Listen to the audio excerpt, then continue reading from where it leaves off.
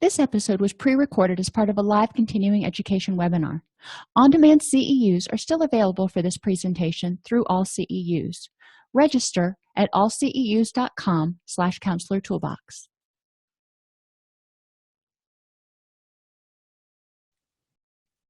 Hey everybody, and welcome to Treatment Planning for Depression.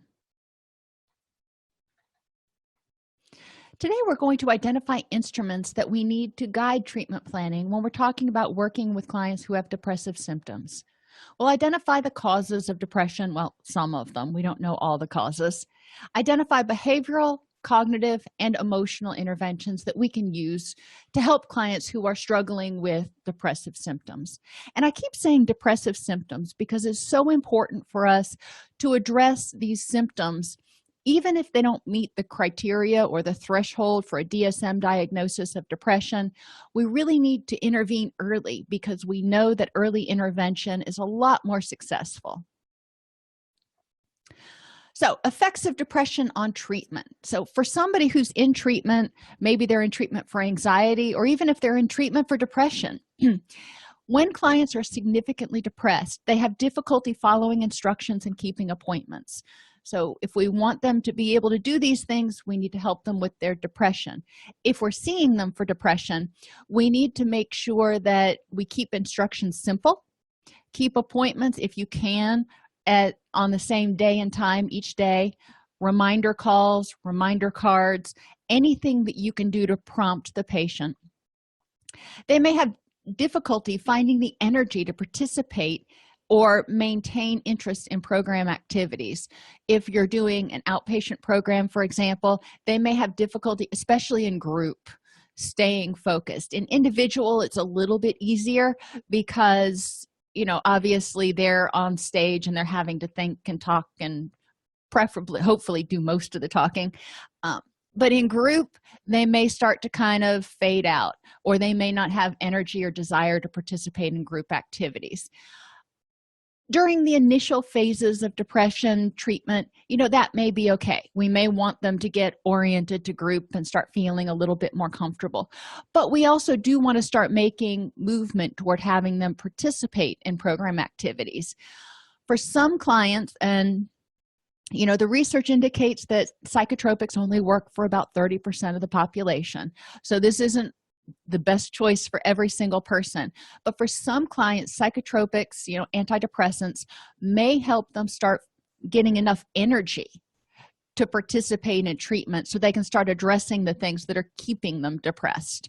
They may not need to take the antidepressants for more than 6 months or a year, but sometimes it can be a huge help, especially if they're in early recovery from substance abuse or addiction as well. Their motivation for change is going to be low. Some of the hallmarks of hopelessness and helplessness, or of depression, are hopelessness, helplessness, and apathy. Well, if you feel hopeless, then anything's going to get better. Helpless to make a difference, and apathetic that just nothing makes you happy anyway. Yeah, your motivation is going to be kind of low. What can we do to help people increase their motivation?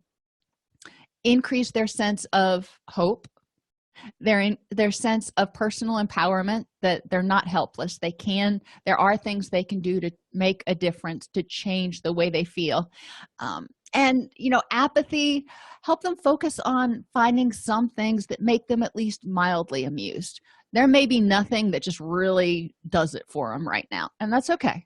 We want to work towards what things make you a little bit happy, or at least content. What things before you were depressed made you happy?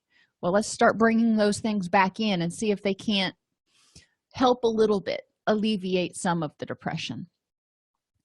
They may have difficulty making appropriate decisions about treatment needs and goals. They don't know. They're like, you tell me what to do. I have no idea. Empowering them to choose, when we're talking about different treatment interventions or options, and ask them what's worked for you in the past. Let's build off of that. So give me some direction. Maybe I'm the one that's going to have to choose what we're doing, what we're going to talk about today or something, but give me a little bit of direction. What was weighing on your mind last week? Okay, well, let's start there. They may have difficulty believing that they can be helped because they've felt depressed for so long. They may not be super responsive to reinforcements where you're telling them, great job, you said that your crying episodes are down by 50% this week. That's awesome. You seem to be feeling brighter.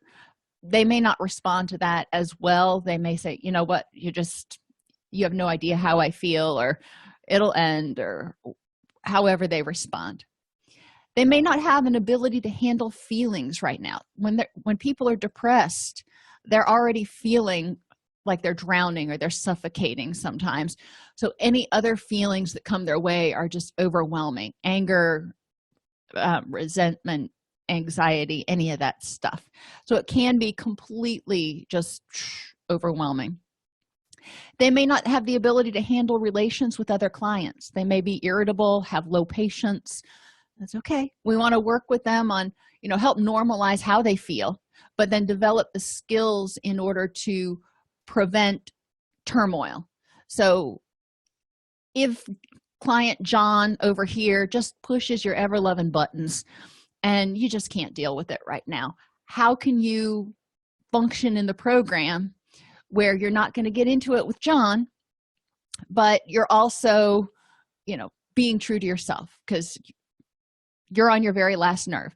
Maybe sharing with John that, you're really struggling right now and on your very last nerve, or, avoiding John, being in different groups. There are a lot of things you can do. You can brainstorm how you can do that, because people are going to have to generalize the same skill when they're depressed, and not in treatment. When they're depressed and at work, how do they keep from handling their relationships with their coworkers? You don't want them being argumentative or irritable or whatever at work. So how can they handle that? They can't just quit their job or not go in. What do they need to do? They may have a reduced ability to attend to and not disrupt group activities. They may have frequent outbursts of crying or may be agitated where they can't sit still. Same thing is true at work. So we want to help them figure out what tools can they use in order to stay focused and engage in the task at hand. An ability to avoid relapse after treatment is completed. We want to make sure that clients who are recovering from substance abuse also have gotten their depression in remission, because a client is not going to stay clean very long if they are clinically depressed in most cases. Likely or similarly, if we have a client who's being treated for anxiety or PTSD and they're also depressed, we want to make sure that depression is alleviated. They're being treated for depression, they're not going to discharge till their depression's alleviated. But we want to make sure when the person's treatment is completed that they are doing well.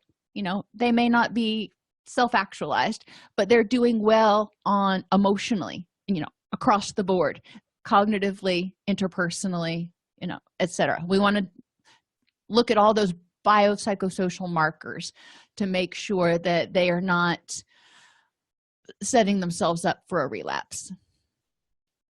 So the ASAM, when we're working with clients with co-occurring disorders, the ASAM actually does have a co-occurring form, but we want to use a similar placement guidelines when working with clients who are depressed. First dimension, acute crisis and dangerousness. Are they in a place where they need to be hospitalized and under psychiatric care 24 hours a day? Biomedical conditions and complications. If they're diabetic, for example, and they're depressed, their insulin levels and their blood sugar levels may be different, and they may not be wanting to eat, or they may be gorging on high sugar foods because they're depressed and they're wanting to feel better, which is making their insulin levels go all over the place. So diabetes is just one example. Heart conditions, high blood pressure, any of those things. History, and I guess that would go with acute crisis and dangerousness. If they have a history of suicidal or homicidal behaviors, that ups their risk and ups the level of care they probably need to be in. If they have emotional, behavioral, or cognitive issues, and we're going to talk about some assessments for those later on the next couple of slides, but if they're struggling with other stuff besides depression is enough. If they've got other stuff on top of that, they may need to also be at a higher level of care. And their readiness for change for each issue or objective. Too many times people look at it globally, like, are you ready to change your substance abuse? Are you ready to change your anxiety? Well, that's not it. There's a lot of stuff that goes into changing that. So, for example, if somebody wanted to improve their mood, get over the depression, they may have to address their sleep hygiene, because maybe they've got really poor sleep habits, and that's contributing to their depression. They may need to improve their nutrition so their body has the building blocks to make the neurotransmitters to help them not be depressed. They may need to cut out caffeine at least 12 hours before bed so they can sleep better, and increase their exercise in order to help relieve some stress, because we know that exercise does tend to help people sleep better. So those are 4 interventions that may be suggested, and they may be totally willing to address their sleep situation. But the other 3, they're like, no, I'm not giving up my caffeine, and exercise is for the birds, and I like pizza. So no, I'm not real ready to work on those yet, because I don't see how they're really going to help me deal with my depression. So okay, you're going to use different interventions. Then with the sleep hygiene, we can go into problem solving. Let's educate and start doing this. With exercise, for example, you're going to have to educate the client about why exercise or how exercise can help them improve their mood by increasing the release of serotonin, as well as improving sleep, which can also improve their mood. So make a case for it. Why is this beneficial for you? And they may still not want to do it, so we want to look at why not. Going back to motivational interviewing 101, doing a decisional balance. What are the drawbacks to exercise? You hate it. You don't want to get sweaty. It hurts. Those are the top 3 that I usually hear. I have no time to do it. That's the 4th one. So we can talk about that, because exercise doesn't have to mean going to a gym and getting all sweaty. And exercise can mean walking around the block with your dog in the morning, and you can break it up. You don't have to do 30 minutes at a block. You can do 5 minutes with Fido in the morning, and then you can take a walk at lunch for 10 minutes, and then take another walk with the dog in the evening, and you've got your 30 minutes. So you can talk about ways. You want to look at figuring out the reasons the person's not motivated and making those reasons go away to help get them a little bit more motivated to address that. So you want to address their readiness for change, their relapse or continued problem potential. If their chance for staying depressed, if they're living in an environment that is high stress, low safety, loud, maybe they're living with 5 roommates that they really detest, who are constantly arguing, and is an unpleasant environment, that may contribute to their depression. So staying in that environment may not be conducive to recovery. The same thing is true with substances. So we want to look at, is this environment going to at least not hurt their recovery? A lot of times they can't just up and move. So if they need to be in a different environment, then a higher level of care may be appropriate. You may not get to the point of a residential placement, but if they're in a clubhouse situation or an IOP program, that's 4 hours a day in addition to whatever time they're at work, that they're not in that relapse triggering environment. So it helps. So how can we screen for this stuff? A client comes in, how do we know if they're depressed?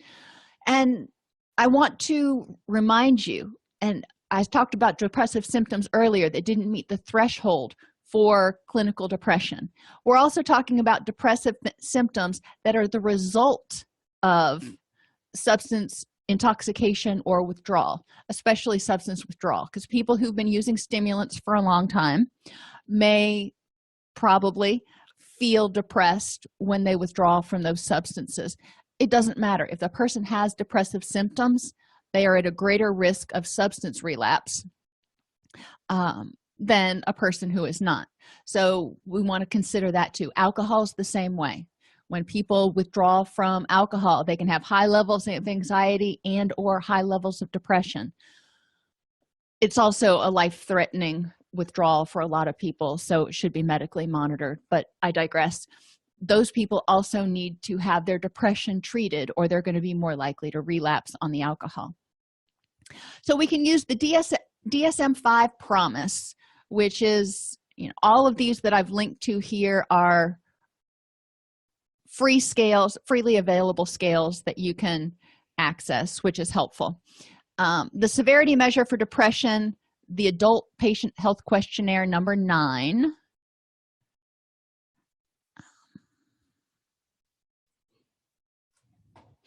And we're going to get this to open yet.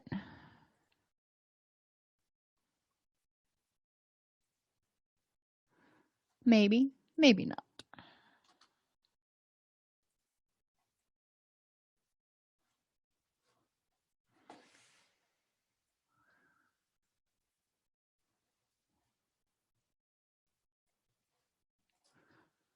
So this is the DSM-5 screening measure, and it gives you a quick and dirty screening, how to score it for the PHQ.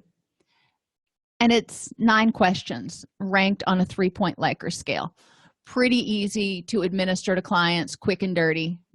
The Zung self-rating depression scale, I really like this one.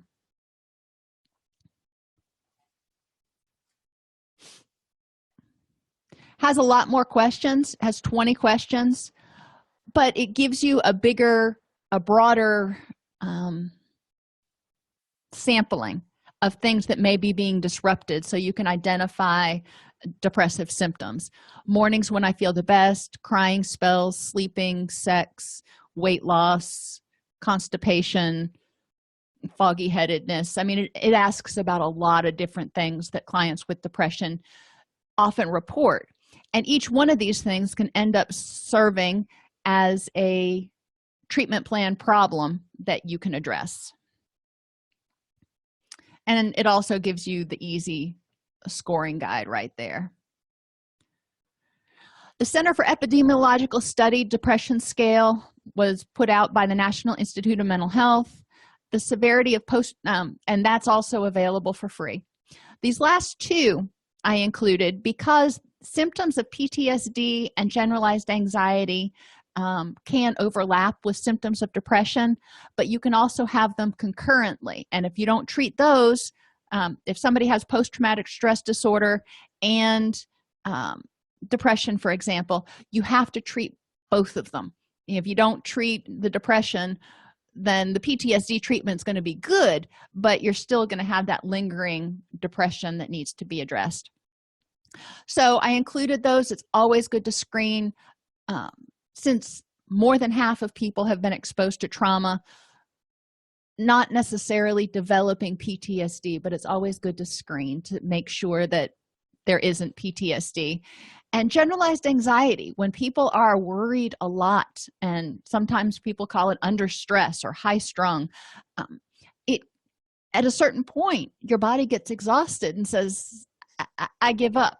I've been fighting this fight for a year or 3 years or whatever it is, and I'm not getting anywhere, so I'm not going to devote energy to it anymore, which can feel very frustrating. And that's when the person starts to get exhausted and feel depressed. They start to feel hopeless and helpless because they've been trying to change something or trying to control their worry or trying to control everything in their life, and they're not successful at doing that because we can't control everything, and they start feeling hopeless and helpless. Now, a couple other instruments that I like to use to look for cognitive issues that might complicate the picture, such as negative attributional style low hardiness or high levels of stress are on this slide. Now, attributional style is where you attribute things coming from. Is it internal or external? Is it whatever bad happened, is it because of something you did or the world? So think about locus of control here. Is it global? And that means, whatever it is that happened makes you a horrible person. Or is it specific? You made a mistake or you're bad at this one thing. And that really impacts how people process the world and what they encounter throughout the world. Reasons for failure. You've just attended a party for a new student and have made some new friends. Then they talk about choose the reason that would best explain the outcome if it actually happened to you. So how did you make some new friends? You used the right strategy. You're good at meeting new people. You tried very hard. I have the personality traits necessary. I was in the right mood, or it happened. It had nothing to do with me. So that's one of those where the locus of control is very external on the last one, where they said something else produced that outcome. I have no idea because it had nothing to do with me. And this can help you see and help clients feel better about themselves and more empowered if you can help them adjust their attributional styles. And I've got other videos on our All CEUs channel that talk more about attributional styles. But you can see there's 20 questions there, and then the scoring that you can look at. And then there are other reasons for success and failure, the ASAT-3. It looks at the locus of control, whether people use a global or specific attributional style, whether they use a stable, that means it's forever and always, or changeable. They can do something about it, attributional style. So you can see as we talk how attributions can have a big effect on a person's sense of hopelessness and helplessness. So again, those 3 scales I've linked to, you can access them. They're freely available on the internet. There are a lot of others that you can get that are published and copyrighted, but I know budgets tend to be pretty low, so I try to be respectful of that. So you screen people and you decide that, okay, yes, they do have a depressive disorder, or they've got depressive symptoms. Now what do I do? Well, we got to figure out what's causing it. Depression is a feeling. Feelings are caused by neurochemical imbalances. Too little dopamine, too much norepinephrine, too little norepinephrine, too much or too little serotonin. So it could be or a combination of all those. They're just not in balance with each other. I usually use the analogy that our neurochemicals are like a really good marinara sauce, and the basil and the garlic and the fennel and the oregano and onion powder all have to be in the right balance. And if you have too much of one, then do you increase the others, or do you try to scoop some of it out, or what do you do? With neurochemicals, everything needs to be in the right balance in relation to everything else. So your biochemical imbalances cause depression. Norepinephrine is responsible for focus and motivation. Serotonin is your big hitter. It's responsible for feelings of contentment and relaxation, pain. It helps you sleep because melatonin is made from serotonin. It helps you regulate your hunger and your heart rate. So there's a lot with serotonin. And if that gets out of whack, you can have anxiety, you can have depression, you can feel lethargic, a whole bunch of stuff. And dopamine, we know, is our pleasure neurochemical. It motivates us because when we do something that's rewarding, it gives us a little jolt of dopamine, and we're like, woohoo, let's do that again. It also helps with memory because we tend to remember things that produced pleasure. It helps with focus, and it also helps with pain management. People who are depressed tend to have more pain, which can mean their serotonin and or dopamine levels are low in comparison to the other neurotransmitters. So we need to remember that whatever's causing this neurochemical imbalance is causing feelings of depression. So we've got to address the leak somewhere. What's causing the leak that's leading to the imbalance? So physically, there are a bunch of things. Lack of quality sleep. When we don't get enough sleep, our body says, you know what? We're in danger. You're not 100%, which means you're not as much on guard, which means there's a threat. So your cortisol levels tend to stay higher, which prevents you from getting quality sleep, and it's this vicious cycle. So quality sleep is important for your brain to rest and rebalance and get those neurochemicals made and balanced back out. Exhaustion and burnout. Secondary burnout from being, a caregiver, or secondary trauma, burnout at work, any of that kind of stuff can just wear you down, where you feel hopeless and helpless. You're trying and things aren't getting anywhere. Poor nutrition. If your body doesn't have the building blocks to make the neurotransmitters that it needs to make in order to help you feel happy, then you're kind of screwed. So reasonable nutrition. I'm not talking about being a health fanatic. I'm just talking about eating colorfully, getting some vegetables in there, making sure you're getting your B vitamins, etc. Chronic pain can cause the chemical imbalance, because when you're in pain, your body senses that as a threat, which keeps the threat response system, the HPA axis, alerted, which keeps your cortisol levels higher, your serotonin levels lower, which means you're not going to sleep as well. And that's going to have that whole cascade effect of getting exhausted and keeping your cortisol levels high. When your HPA axis is activated, when your body believes there's a threat, it sends out cortisol. That's your stress hormone that says we got to prepare to fight or flee. Cortisol tells your body to do a bunch of things. Secrete blood glucose to get ready for that initial fight or flee, which is when you have an adrenaline rush, you tend to get a little shaky because you have a bunch of sugar going through your system. And then it also tells your body, turn down the sex hormones. Now's not the time to procreate. So libido goes down. It also says turn down the serotonin, because serotonin's our calming chemical. If we're under a threat, now's not the time to be calm. When sex hormones go down, the availability of any serotonin in the system also goes down. So it's a double whammy to the serotonin. And we know that serotonin is implicated for a lot of people in depression, which is why our mainline antidepressants are serotonin reuptake inhibitors, because it's trying to make more serotonin available.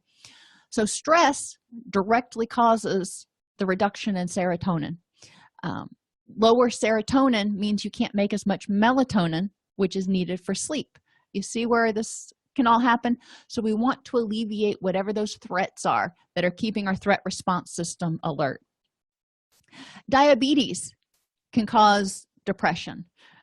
Thyroid and sex hormone imbalances, as I just said, when your sex hormones are too low, that means the availability of serotonin and some of those other neurochemicals are lower. So, that's easy enough for your doctor to measure. They can't measure neurotransmitters, but they can measure your estrogen and testosterone levels. Thyroid, hypothyroid, tends to have very similar symptoms for a lot of people as depression. So rule out thyroid problems. Vitamin D deficiency. Vitamin D is the vitamin that your body makes when it's exposed to sunlight. We also get it from milk and stuff that has vitamin D put in it, but by far the most useful form of vitamin D is the kind your body makes from sun exposure. So if it's been cloudy, if you live in an area where you've got 6 months of darkness, or if you just haven't been outside, even if it has been sunny, then you may have a vitamin D deficiency. Now, they're not sure how it works, but they know in those areas of the brain responsible for mood and depression, there are an abundance of vitamin D receptors. So they know that it's connected somehow. And they also know that people with seasonal affective disorder tend to have lower levels of vitamin D. And when that vitamin D is brought up, they tend to start feeling better. So vitamin D is important. If you live in one of those places where there's not a lot of sunlight or it's been really rainy and your client is struggling with depression, have them talk to their doctor about even light therapy can help increase vitamin D levels, reset circadian rhythms to get them normalized again so they get better sleep, etc. Hypocortisolism or adrenal fatigue is another thing. When your body has been trying to, or your brain, or whatever you want to say, has been trying to solve a problem or deal with something for a long enough time and not been successful, eventually somewhere in your little primitive brain, it says, you know what, we're not going to waste energy on that anymore because it's not doing any good. We need to conserve energy for when there's a real threat. Well, that means that things that would normally cause you to get stressed out, you just don't even care about anymore. You got that sense of apathy. But things that used to make you excited, you also don't care about anymore. It's just like, ugh, I don't have that get up and go anymore. A lot of people will self-medicate this with caffeine stimulants of some sort. At a certain point, hypocortisolism, cortisol is the stress chemical that tells your body to release adrenaline and all that kind of stuff. Well, here we go. Adrenal fatigue. That's your body going, I can't be stressed. I can't do this anymore. I don't have any more adrenaline to give. And that's not exactly 100% medically accurate, but you get the idea. When you've been stressed for so long, sometimes your body can't recoup. And so you keep getting more and more tired and depressed. Anemia can cause feelings of depression because enough oxygen isn't getting throughout your brain. When you get iron, it helps the red blood cells carry oxygen throughout your body.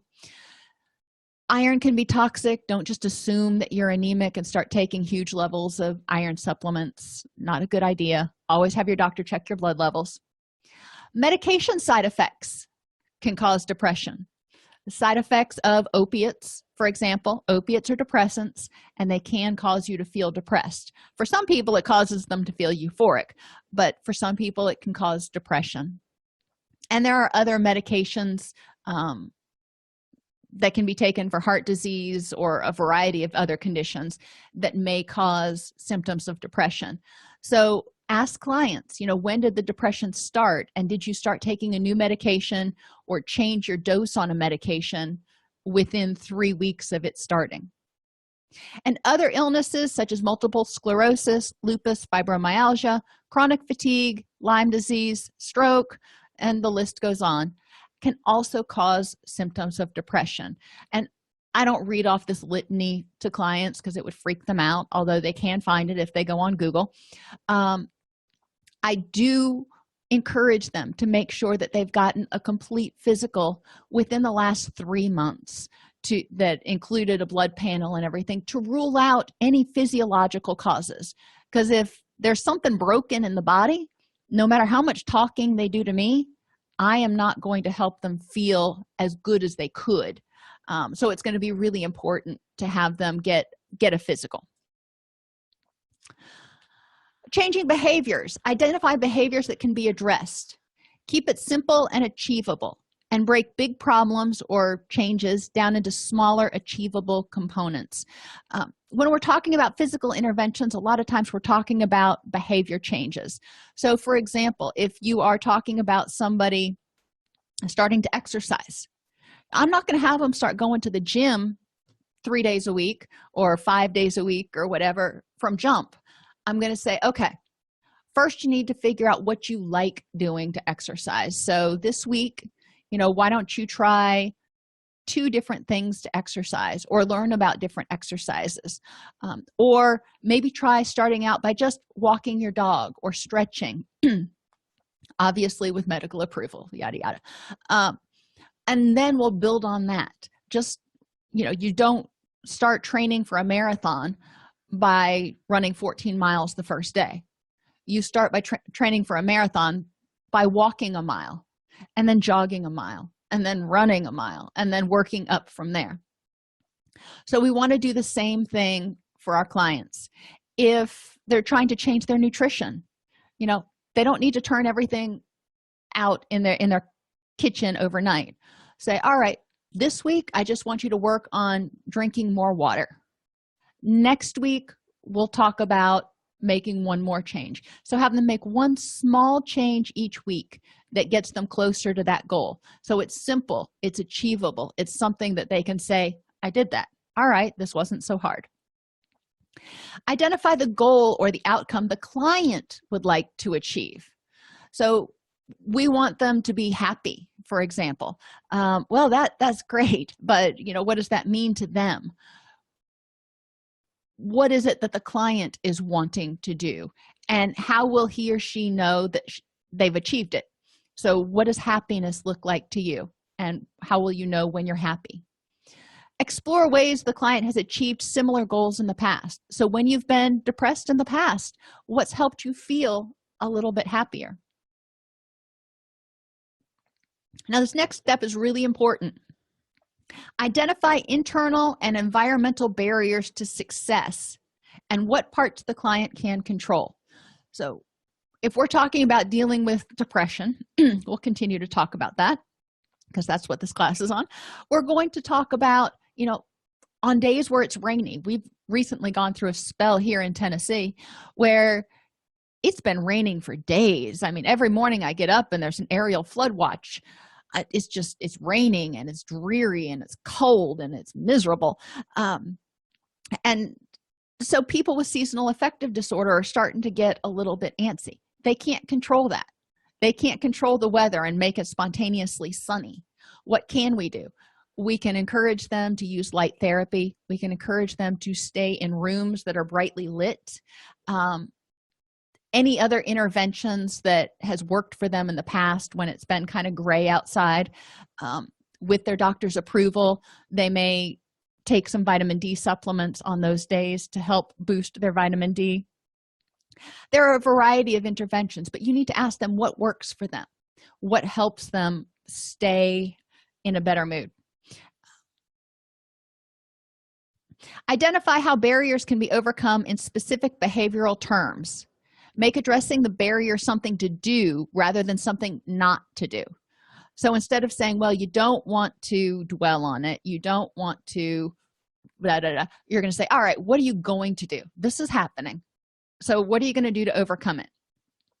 And have it be really specific, such as you're going to get up by 7 o'clock and get dressed, and then when you go into the office, you're going to make sure that all the lights are on so it's a brighter environment. You're going to play cheerful music on the radio. Whatever helps them feel happier. You're going to identify specific steps they're going to take in order to help them achieve their goal of dealing with the raininess. Identify supports and specific steps needed to achieve success, and elicit a commitment and take action to achieve the goal. So have them commit to it. Next time it's rainy, I'm going to do these sorts of things so it doesn't, drag me down. Encourage clients to get a physical to rule out hormone imbalances, physical issues causing a lack of energy, fatigue, difficulty concentrating, sadness, and irritability. There are a lot of things that can do that. So let's take a look at what some of those might be. Have them take a look at it with their doctor just to rule out stuff that we can't even begin to help with. Address nutrition to provide building blocks. Now, I will say, unless you are a registered dietitian, you cannot give nutritional prescriptions. You can't say you need to start taking more vitamin D supplements or you need to eat this meal plan. Can't do that. You can educate them about why good nutrition is important for building neurotransmitters and recovering from depression, and refer them to a dietitian and/or any self-help books that might be useful. Encourage people to cut out caffeine 12 hours before bed because it stays in your body for 12 hours. So what you drink at noon is going to impair your sleep up until midnight. I know, within 3 hours you feel like it's already done worn off and you're like, I need another cup of coffee, but you're just building it up. Stay hydrated. Dehydration increases confusion, it reduces memory, it reduces energy level, and it can contribute to feelings of foggy-headedness, all of which are symptoms of depression. Drinking water is not that hard. Have people carry a water bottle around with them. I always keep a spare in my car in case I forget my true water bottle. I just have one, that I got when I got a Powerade or something, and I keep it in my car, so I've got something to put water in. Improve your sleep hygiene and get 7 to 9 hours of sleep each night without waking. This can be a huge goal for a lot of people. Maybe they wake up 3, 4, 5 times a night, or maybe they aren't used to sleeping for 6 or 7 hours at a shot for whatever reason. So we need to help them. This is so important to improving a variety of issues, including depression. I do have another video on sleep hygiene, or why sleep is important and ways to improve sleep, so you can talk about that. You can watch that if you want. The big ones are cutting out caffeine, not taking a hot shower before bed because your body needs to cool in order to sleep, having a ergonomically comfortable sleeping area, getting rid of any allergens that may be keeping you awake, and creating a sleep routine where you do roughly the same 3 things every night, just like you do with kids. With kids, it's dinner and then bath and then story time and then bed. That's probably not what you're going to do, but you begin with eating dinner and then do something and then whatever, yada yada yada. So as soon as you eat dinner, your brain starts saying, all right, I need to start making melatonin because it's going to be time to go to sleep in a couple hours. Get moderate exercise for at least 30 minutes a day. Clients are often not going to be able to do this from the beginning. So have them start out doing something for 30 minutes, even if it's dancing around their house like a crazy person while they clean. 30 minutes a day, some kind of movement. And then move from some kind of movement to something that's a little bit more intense. Get more sunshine. And I use the 15-15 principle. You don't have to bask in the sunshine. If you can get 15 minutes in the morning, and that includes when you're driving to work, that sunshine's coming in through the car windows, and 15 minutes in the evening. So when you're driving home, or if you take Fido out for a walk for 15 minutes in the morning and 15 minutes in the evening, that can help set your circadian rhythms, and that's generally enough to get you the vitamin D you need. It might not be enough to really get you in a happy place, but that's more psychological than it is physiological. Review medications for side effects to make sure you're not taking something that is causing you to feel hungover. I know when I take melatonin, the next morning I wake up and I feel really chipper for about 3 hours, and then I hit a wall and I crash hard. Melatonin doesn't work for me like it works for other people. So I know that, and I can be aware of how it affects me. Address chronic pain, so you're going to get better sleep, and you're going to be less irritable and all that other stuff that goes with chronic pain, preferably by methods other than opiates. TENS machines, trans-electronic nerve stimulation, can help you.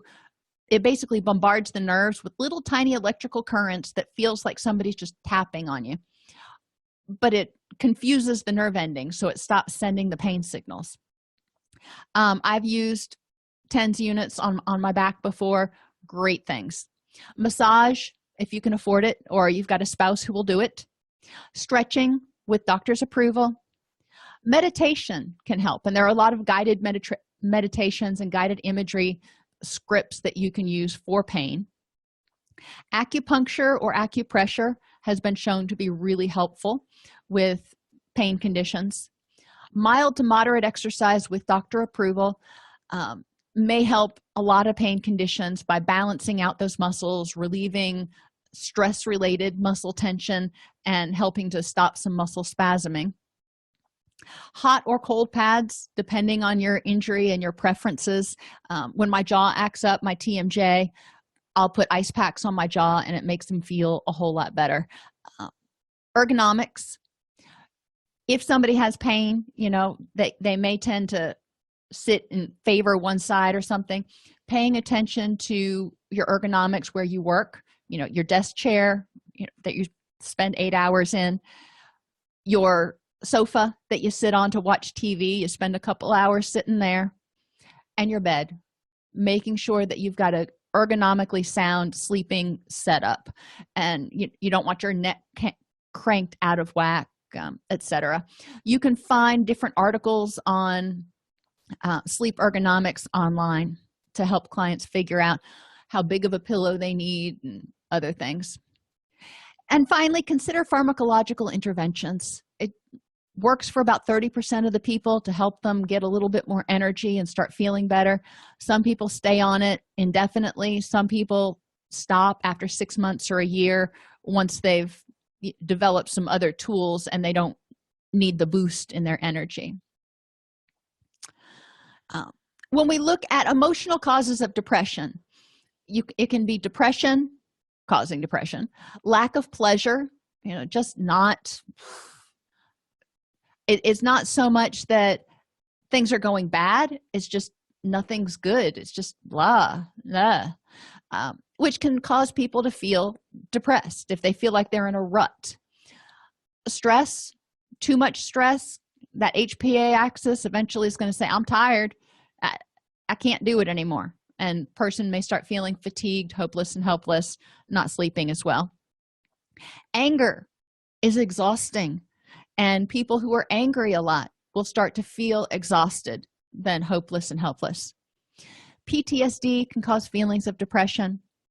Any fear that activates that HPA axis, including abandonment, isolation, rejection, failure, or loss of control. And then people who are emotionally dysregulated, which means when something happens, they go from 0 to 250 in 2.3 seconds. Yeah, that's exhausting. And sometimes it's a biochemical thing. Sometimes it's the way they're wired. Sometimes it's because of traumas they encountered when they were younger, whatever. If you know you're one of those people, if you are doing that 0 to 250, 2, 3, 4 times a day or more, it's exhausting. And you may start to feel very out of control and depressed and helpless. So what can you do about it? Emotional interventions are not super numerous because all you're doing is addressing the feeling, but anything can help. Keep a daily log of nutrition, sleep, things that trigger your emotional distress, and ways you cope. So that's 4 things.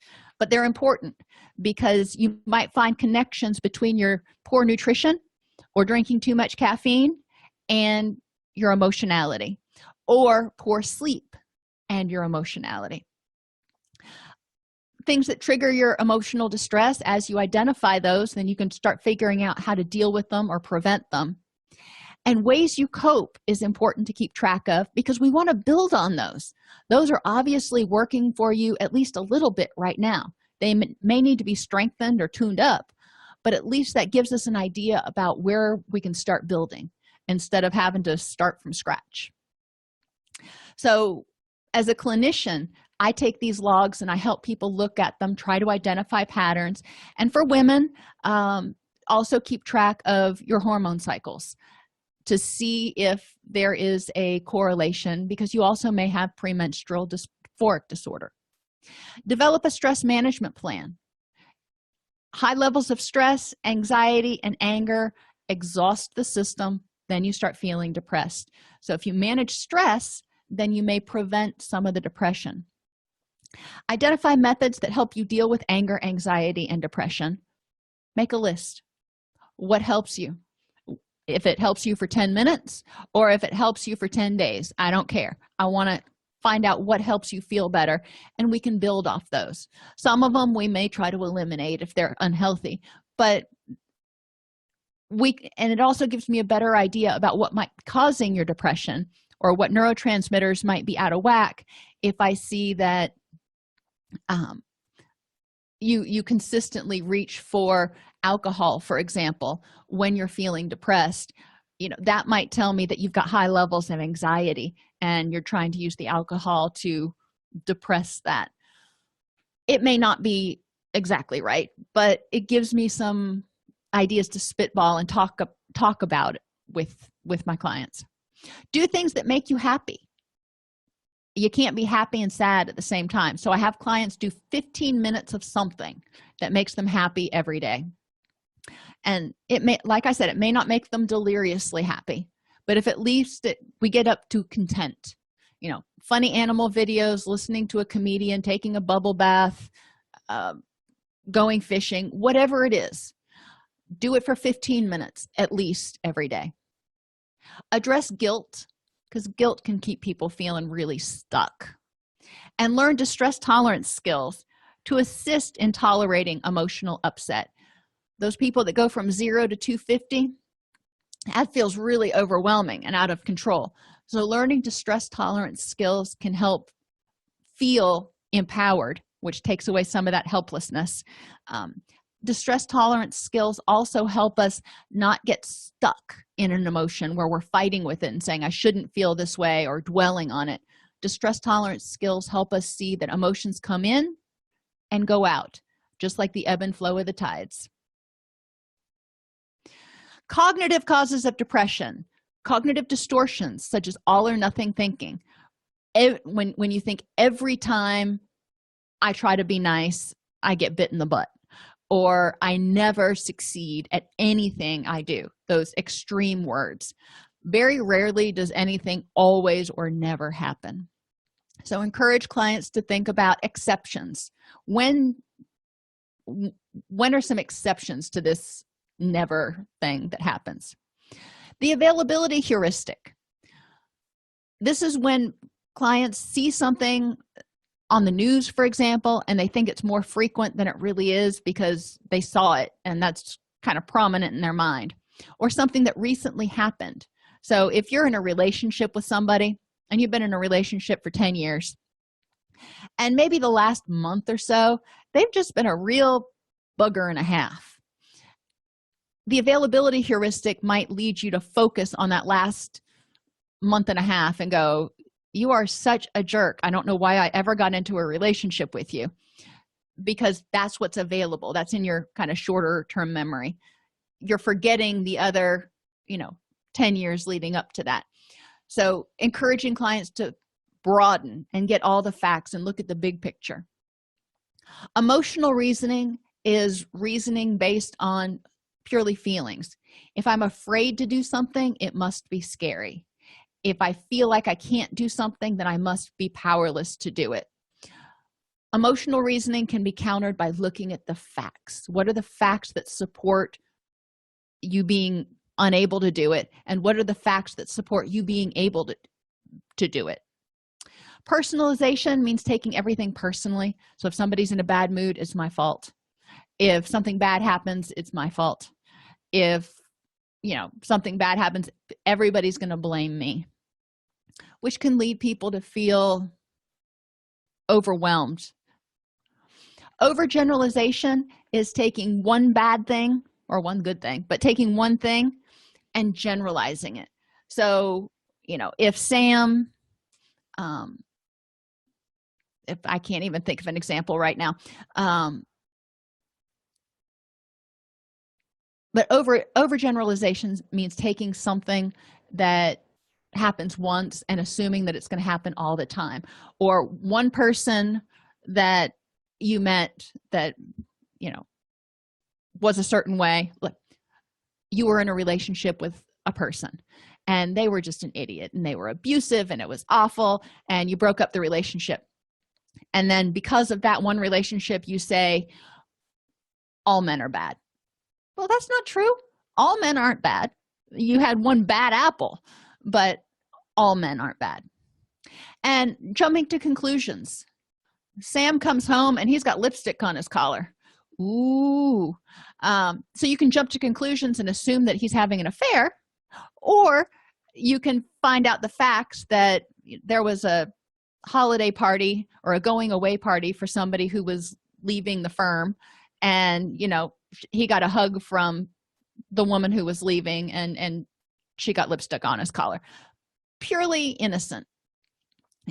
But you can jump to conclusions, which increases stress and can increase depression and fears of abandonment and anxiety. And magnification of bad things. So when one bad thing happens or might happen, blowing it out of proportion. If you get in trouble at work, I'm going to get fired, and then I'm going to lose my job, or then I'm going to lose my house, and then my wife's going to leave me, and then I will be homeless and penniless and yada yada. Wow, how did we get there from you getting written up once? And minimization is kind of the opposite, because people who are depressed often minimize their accomplishments and the good things. Something good happens and they're like, that was just a fluke, or it won't last. So they're waiting for the other shoe to drop. So we want to look at those cognitive distortions and help people get a better, more balanced view of the way things are, so they don't feel hopeless and helpless. Negative global stable attributions, and we talked about that earlier. Global means it's about all of me or all the world. The world is just evil. Well, that's a global attribution. It means everybody in the world is evil. A stable or a specific attribution would be to say there are certain people in the world who are evil. Stable means it can't be changed. The world is evil and there's nothing that can be changed. It's inherent. Changeable means people in the world are doing evil things right now, but there is hope. We can educate and we can pull together as a community, and there are good people that can help spread goodness. Extremely internal or external locus of controls. That's also kind of with the attributions. If you believe that nothing in the world is in your control, you have a completely external locus of control, then yeah, you're going to feel helpless, because it says destiny is going to control everything, so you might as well just sit back for the ride. On the other hand, if you have an extremely internal locus of control, you feel like you should be able to control absolutely everything, and then when that doesn't happen, you feel like you failed. So a locus of control that's too external or too internal can be problematic. Ineffective distress tolerance skills can lead you to feel stressed and exhausted a lot. And ineffective problem-solving skills can do the same thing. So helping clients identify and address cognitive distortions, develop problem-solving skills and distress tolerance skills. Identify the situations that make the client feel uncomfortable. And that's kind of where we want to start with negative self-talk and cognitive distortions. What situations make you feel depressed, anxious, angry? For each of those situations, make a list of the feelings that you experienced after the situation. So if you've had a feeling of anger and resentment and guilt and whatever, just write them all down. Identify the first thought that comes to mind when you think of the uncomfortable situation. So if I'm talking about, going in for a job interview, and my first thought about going in for a job interview is fear. I'm not going to get hired, a sense of helplessness. When my first thought when I think about going in for an interview, if somebody asks me what my first thought that comes to mind is, my first thought is, I'm not going to get the job. There's no way it's going to happen. Other thoughts that often arise with this situation: I have no business applying for this job, or I'm not going to know what to say in the interview. And I start identifying all those thoughts, and identify a theme from the thoughts. And in the scenario I just gave you, it would be one of powerlessness or loss of control. I don't feel like I'm in control of this situation. Identify how the thoughts or the theme limits the client's options in life. By being constantly afraid of rejection or loss of control, how does that keep you from trying new things and maybe interviewing for jobs that you might actually get? Help the client identify different ways of thinking about the situation and feelings that can lead to better options. So when thinking about a job interview, for example, think of it as a learning experience and a challenge. And how can you feel empowered to go in there and try and see what happens? And if it doesn't pan out the way you hope, how can you learn from it? Maybe contacting the hiring supervisor back and finding out what you could have done differently. Once a list of reasonable responses is completed, summarize it.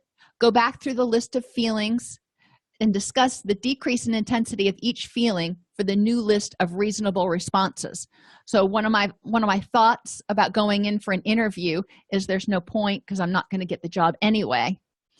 With some of the new responses, I could say, well, maybe I'm not going to get this job, but by going in for this interview, I'm going to be better prepared for the next interview because I'll know what kind of questions they're going to ask.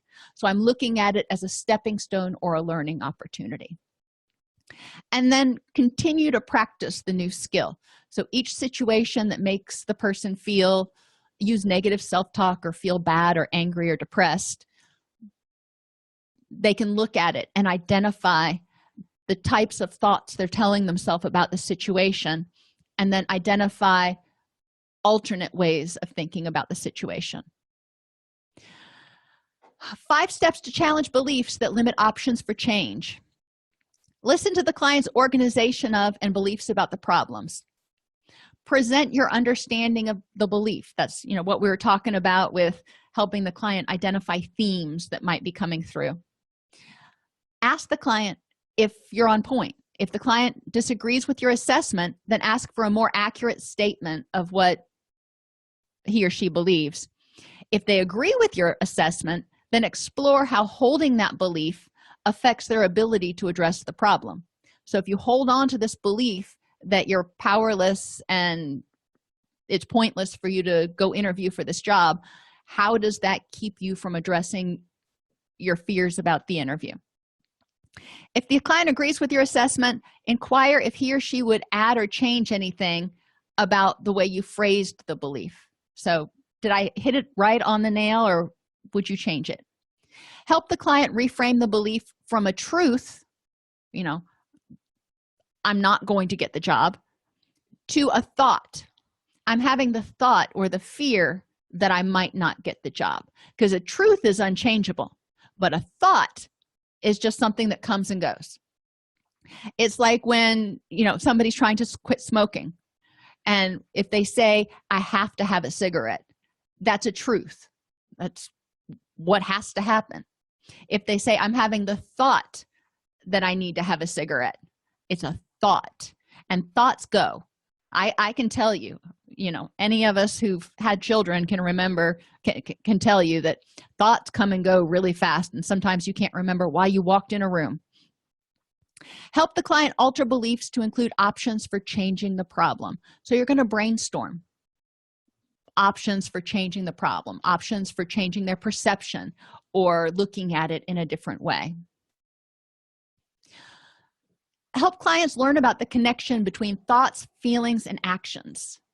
What you think affects how you feel and how you react to situations. How you feel, if you're in a battle mood that day, it's going to affect how you perceive and think about situations and what you do. What you do is going to affect, if you're eating well and taking care of yourself and, being kind to others, you're probably going to think and feel differently about things than if you're not taking care of yourself and you don't have the resources to deal with it. Identify and address cognitive distortions with daily distortion logs. Have clients keep a list of things that triggered their depression and the thoughts they had. I usually give clients a list of the cognitive distortions and have them put a hash mark next to each distortion each time they use it. That way we can see which ones they use more often. And then I provide them worksheets and videos to start challenging those distortions. Learn about attributions and address negative global stable attributions. Again, have them keep a log of negative global stable attributions and restructure them to be more specific and changeable. So if they're thinking things are always one way and everything is always one way, then we want to help them see that some things are sometimes this way. Learn about locus of control and how moderate to an extremely internal or external locus of control can cause depression. Like we said, if you feel like destiny is going to do everything and you have no way of improving your situation, or if you feel like you should have control over absolutely everything and we know you don't, either one of those can cause feelings of helplessness and hopelessness. So we want to help people see what they can change and learn how to accept what they cannot change. Develop effective problem-solving skills based on the problems that trigger that client's depression, because what triggers depression for me doesn't trigger depression for my best friend.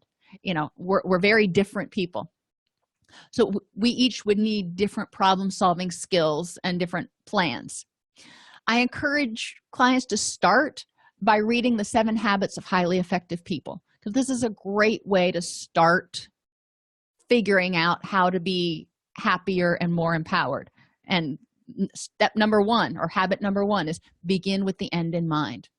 As you begin, what are you working towards? What does it look like to be happy? If when you're happy you're not having all these negative thoughts all the time, well, then that's something you need to work on. And finally, increase feelings of self-efficacy, or that can-do attitude in your clients, by making sure to help them set small, achievable goals. So each week they're having some successes and they're going, okay, it's not huge progress, but it's progress. Social causes of depression include lack of social support, interpersonal conflicts, which can include conflicts with friends and family, conflicts at work, or conflicts on social media with people you've never even met. Interpersonal losses, ineffective communication skills, and poor self-esteem. Why do I have self-esteem under social? Because self-esteem is your relationship with yourself. It's how you feel about yourself and whether you're accepting and loving of who you are. So what do? Learn about healthy relationships. What do they look like? What are their characteristics? What do you want in a healthy relationship? And then, oh my gosh, start doing that for yourself. Be your own best friend. Be your own best healthy relationship. If you are, then it's going to make everything else easier, because you're getting ready to get into a relationship with somebody else. If you're your own best friend, you're going to say, best friend self, is this a good idea for me? And best friend self may say, heck no. If you're not your own best friend, if you're constantly needing validation from other people, then you don't have anybody to go to say, is this really a good idea? So you're going to tend to go into other relationships just to get that validation. Identify healthy relationships you currently have, if any. And generally, we have 1 or 2 that are at least semi-healthy. Let's build on those. Improve your self-esteem, your relationship with yourself. And there are tons of self-esteem workbooks out there, so I'm not even going to delve into all the different ways to do that. Identify issues that need to be addressed in current relationships to make them healthy. Because like I said, most of our relationships are pretty healthy or semi-healthy, but not all they could be. And one thing you can encourage clients to do is read the 5 love languages. That helps them understand how to improve connection with other people. And that's the first step in understanding what makes people tick a little bit better. Identify 3 people with whom you could develop a healthy support system. So look around and go, I might like to be friends with that person. Or Start going to meetups like hiking meetups or coffee or canoeing or whatever it is that you do, and meet new people to add to your support system. And set a goal of 3. That's not hard to find 3 people that you might want to start including. Learn skills to handle conflict. There are videos on that. There are online classes to help. Learn effective communication skills, books, videos, online classes, workshops, and learn how to ask for what you need. Sometimes we're afraid to ask because we're afraid of rejection. But when people are feeling depressed, it means they feel exhausted and fatigued and hopeless and helpless. So this is when we need to be able to ask for help and get that support in order to bolster us up. And situational causes of depression can include losses, such as relationships, death, loss of freedom, loss of dreams, a loss of sense of order in the world, a sense of control and hope.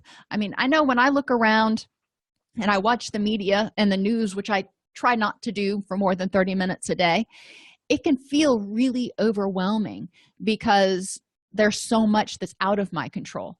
But I know I can control my little slice of the world. And people may experience a loss of self-esteem, which can cause them to feel depressed if their significant other leaves them, if they get fired from a job. There are things that can happen that can injure self-esteem. Environmental causes of depression include people in the environment, toxic people in the environment, negative people in the environment. You want to try to have an environment that builds you up.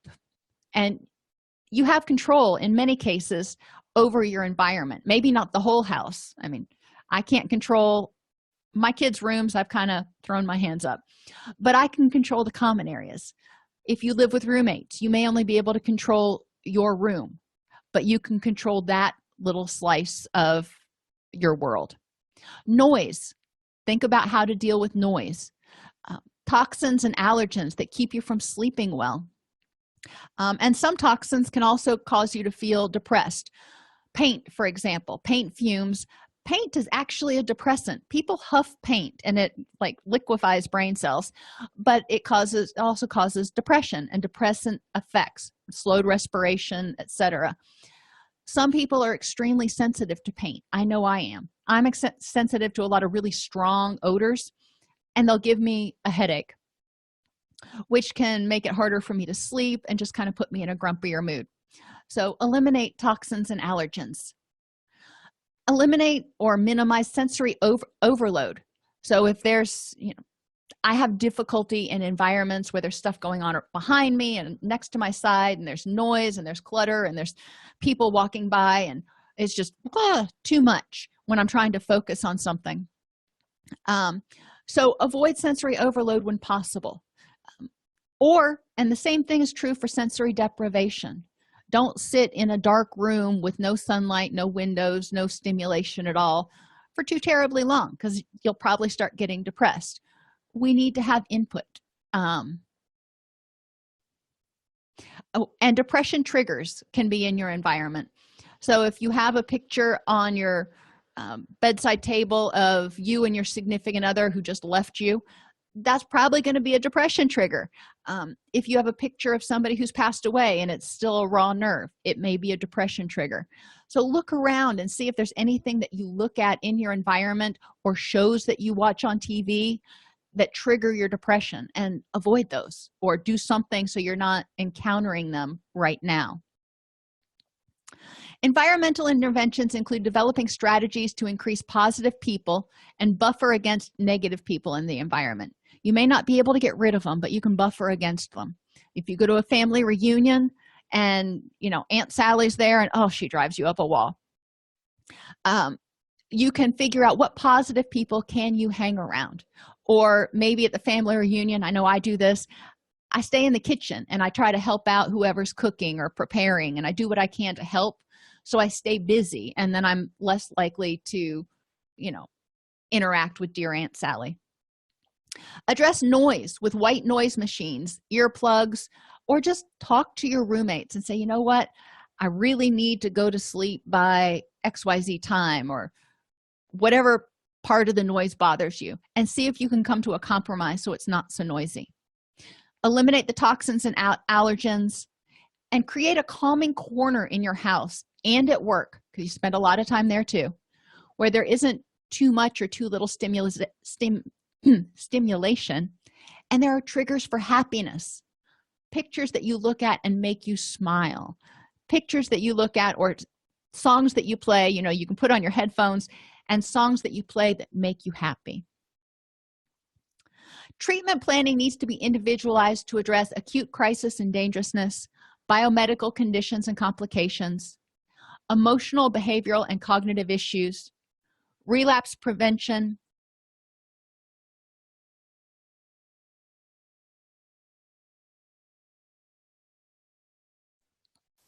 and the recovery environment. Each treatment plan that you write is going to be unique to that person. Each person with depression is going to have different things that trigger that depression.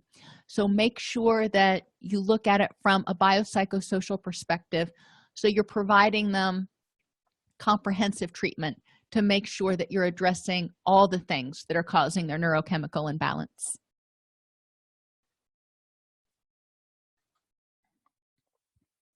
If you enjoy this podcast, please like and subscribe either in your podcast player or on YouTube. You can attend and participate in our live webinars with Dr. Snipes by subscribing at allceus.com/counselor toolbox. This episode has been brought to you in part by allceus.com, providing 24/7 multimedia continuing education and pre-certification training to counselors, therapists, and nurses since 2006. Use coupon code Counselor Toolbox to get a 20% discount off your order this month.